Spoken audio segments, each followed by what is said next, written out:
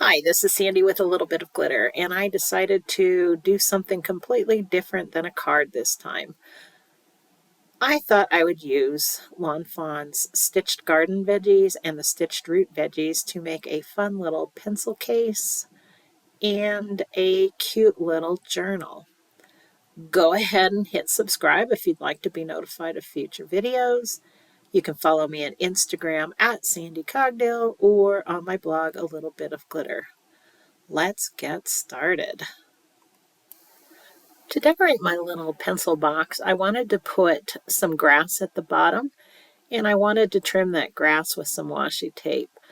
Unfortunately, I don't have a slimline die long enough to cut grass that would fit on my little pencil box, so I had to do it in two separate pieces.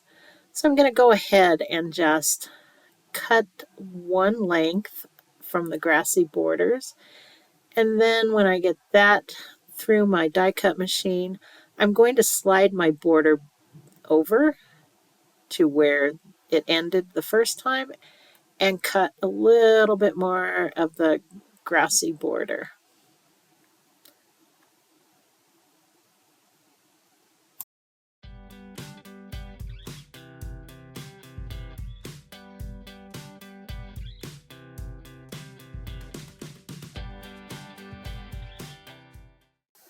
I want a grassy border on both sides of the long side of my pencil box, so I'm going to do this twice, and then I'm going to trim those down to about 1.25 inches. It's just a smidge less than that. And then I did use some Distress Oxide ink to darken up those grass blades. However, the Mod Podge just kind of ate away at that color.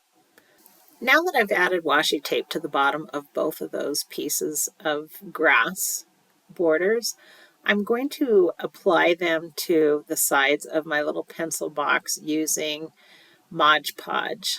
I'm going to use a real thick layer to kind of help it glue down initially, and then I will go back over with the Mod Podge and give it a good coating, making sure to kind of press out the bubbles and where that paper lifts off. I'm trying to keep that as smooth as possible. I will do that on both sides of the pencil box and then set it aside to dry.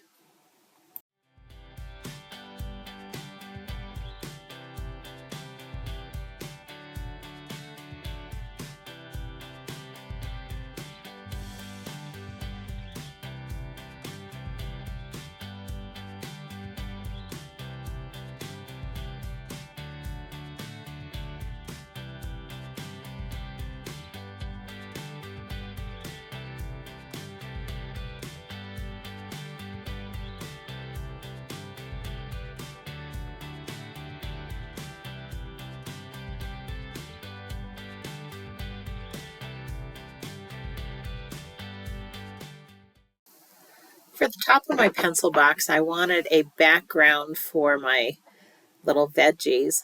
So I cut out a piece of brown, I believe the color is paper bag paper, using the slimline stitched hillside borders. And then I wanted to put a fence along that hillside. I don't have a fence border, a slimline fence border, and I'm not even sure they make one. So I decided I would just use my normal hillside, or my normal fence border, and just kind of piece it together the best I could. And I figured out it does fit on the slimline borders. You just kind of have to play around with the placement. I knew on that left side I wasn't going to get it to line up exact, and that was going to be okay because I knew I could always put one of the little vegetables up over that to cover that up, and that just worked out perfect.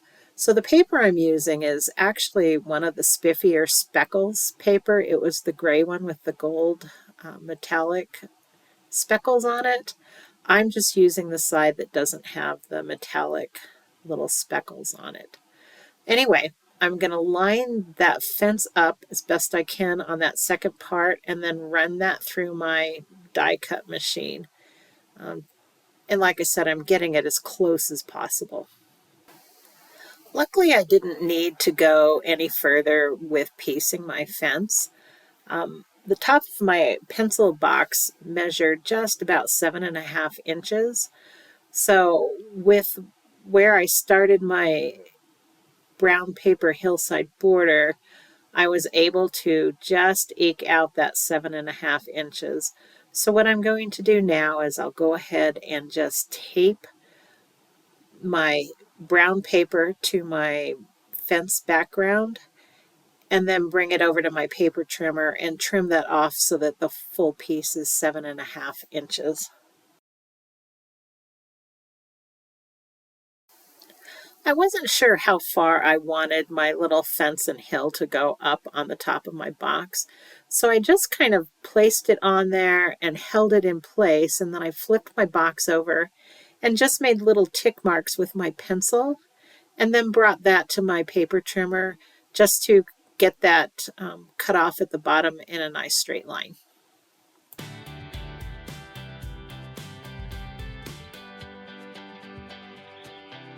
I wanted to add some character and dimension to my little hillside, so I used the sandy beach accents to cut some little lines in my hillside. I'll go ahead and highlight those with a Copic marker. I just thought that I might need those. I wasn't sure if the veggies were going to cover up those lines or not. I just thought it's better to have them now than try to go back and cut them later.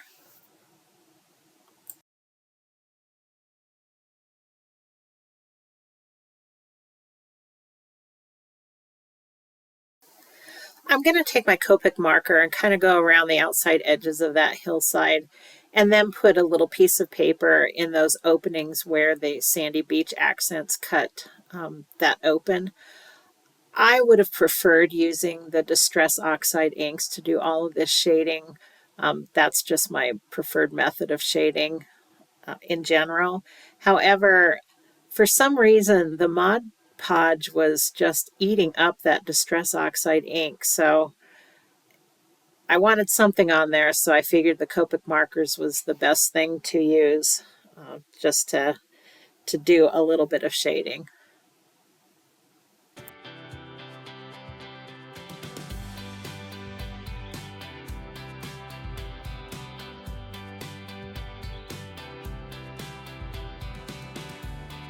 Now I'm going to glue my hillside to my little fence border. I'm going to use some liquid glue to do that. I'm not sure that double-sided tape would work well with the Mod Podge. Once I get that adhered, I also need to do a little bit of trimming on that right-hand side. I don't have them exact, and I don't want any of that white color showing on that side. Once that's dry and ready to go, then we'll get ready to put it on the lid of my little pencil box.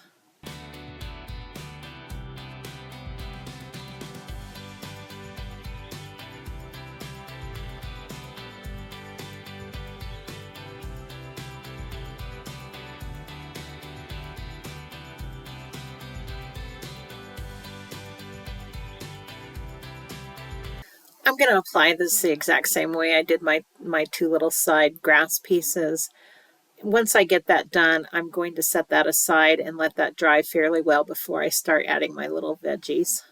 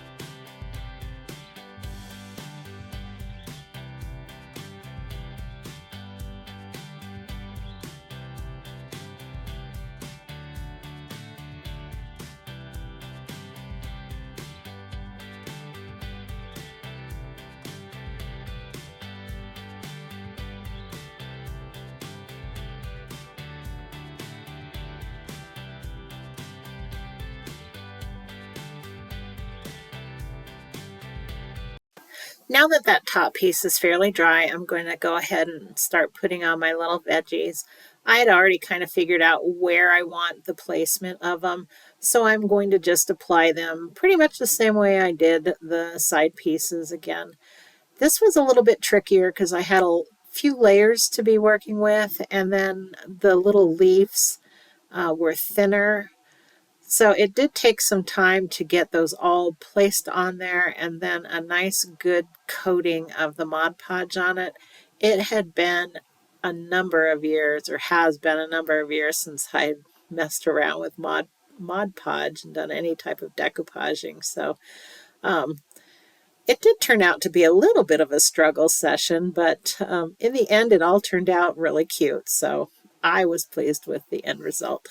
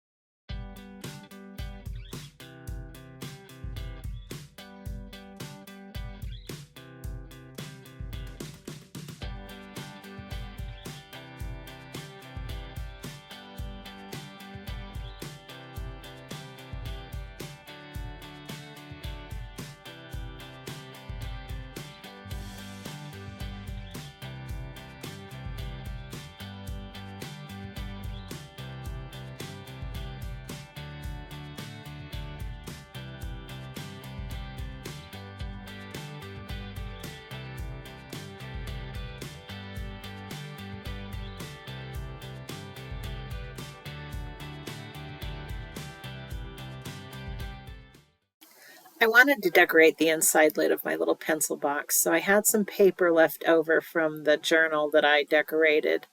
The paper is from the fruit salad collection. I believe that was released last summer, maybe. I'm using the tan colored gingham from that. The letters are Riley's ABCs, and I cut those out of barn red cardstock, and I've already glued those onto my paper. And then the little inked letters are also Riley's, and I am just stamping those right above the growing or growing words, because along the side I wanted to put some more of my little stitched veggies.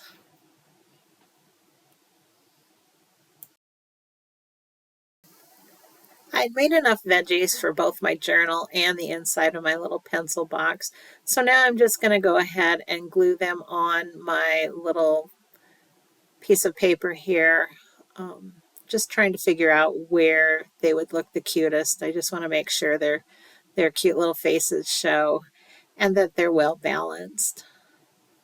Once I get those where I like them, I'll go ahead and use the liquid glue to adhere those to the paper, and then I will decoupage those on the inside of my pencil box also.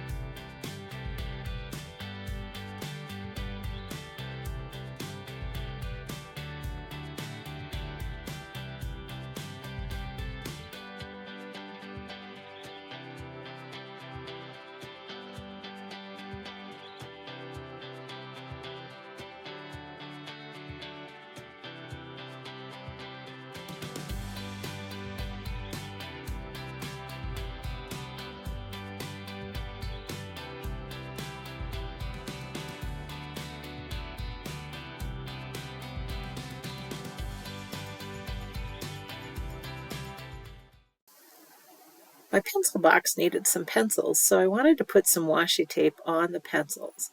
However, washi tape is definitely not sticky enough to stay adhered to the pencil.